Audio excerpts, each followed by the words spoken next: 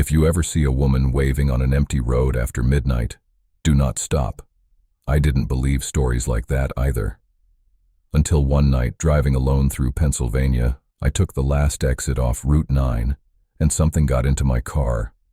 It was around 1:40 in the morning. I was driving back after visiting my brother in Ohio. I'd left too late. The rain was getting worse. My gas light was on, and my phone had completely lost signal. Then my GPS froze. A second later, the screen went black.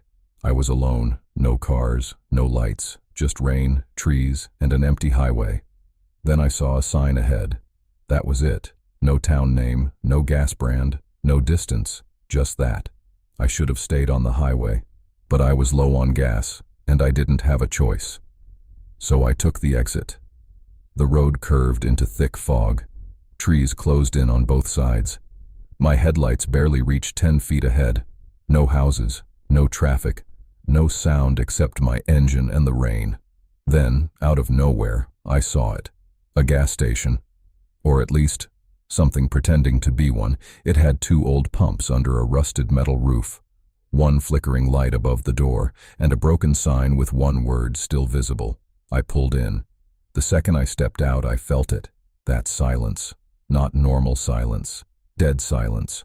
No wind, no insects, no distant traffic, nothing. Inside, the place looked ancient. Dusty shelves, rotten snacks, a stained coffee pot, and behind the counter stood an old man in a gray work shirt. He was thin, pale, completely still. I told him I needed gas. He said, "Cash only." I handed him a 20. Then he asked, "You traveling alone?" I said yes. He stared at me for a second too long, then said, "You shouldn't be." I laughed, but he didn't. Then he leaned closer and asked me something that made my stomach drop. He said, "Did she wave at you yet?" I just stood there. "The woman on the road," he whispered. "Did she wave at you yet?" Before I could answer, he looked toward the front window. Then he pressed a button under the counter and said, "Pump 2. I turned to leave, and that's when I heard it. Tap, tap, tap. 3 soft knocks on the glass. I looked up and saw a woman standing outside. She was wearing a long white dress soaked in rain and mud. Her black hair covered most of her face, and one hand was raised slightly, like she was in the middle of a wave. I never heard her walk up. She was just there. The old man grabbed my wrist so hard it hurt. His hand was freezing cold. Then he whispered, "Do not let her see you stop." I couldn't move. Then he said the words I'll never forget. "Once you do, she rides with you." I ran. I didn't finish pumping gas. I jumped into my car, locked the doors, and sped away. In my rearview mirror, I saw her standing under that flickering light, still waving, still not moving. A few minutes later, I started trying to calm myself down. I told myself it was fake, a prank, some creepy local joke. Then my phone lit up. No signal, no calls, just a black screen.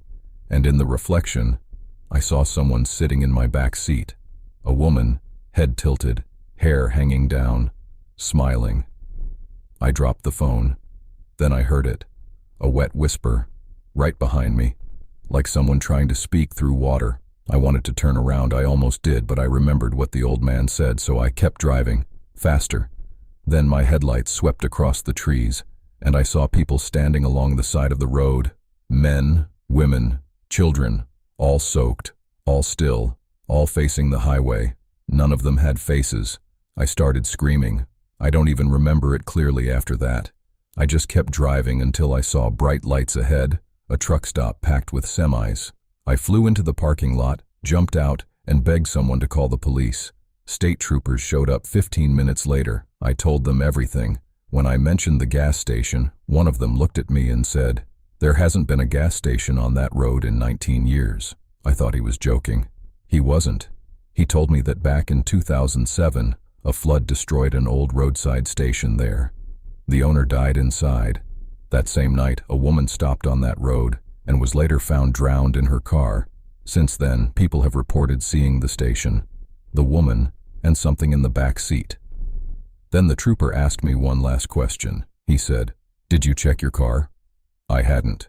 So right there under the truck stop lights, I opened the back door. The seat was empty, but it was completely soaked, and pressed into the fabric was the shape of someone who had been sitting there the whole time. I sold that car 3 days later, but sometimes, late at night, I still hear 3 soft taps on my bedroom window, and once, just once, I looked. She was standing outside in the dark, one hand raised, still asking for a ride.